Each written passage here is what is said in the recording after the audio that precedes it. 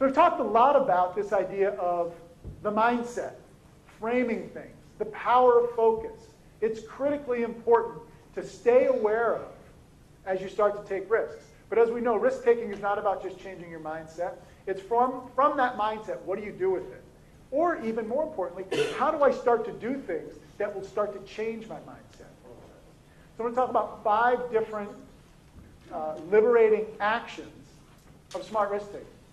The first, and Neil referred to this, and we've talked about it a little bit, the get out of bed story, the I want to feel more alive from the advertising executive that I was talking to. Find something worth fighting for. Find something that's going to contextualize and make the risk worthwhile. We'll talk a little bit about how to do that.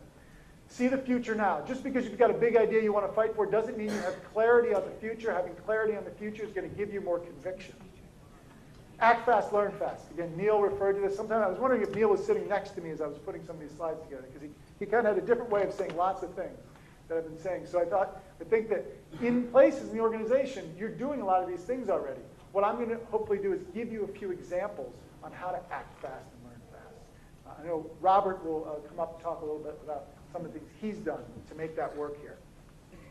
Communicate powerfully. We'll talk about that. You've heard it a lot. Critically important in risk-taking when so many variables can be changing. And then creating a smart risk culture. So how do I ensure that when we take a risk, it's not a one-off risk, but maybe me and my small group, my team, the larger department, we're creating a culture that supports risk-taking.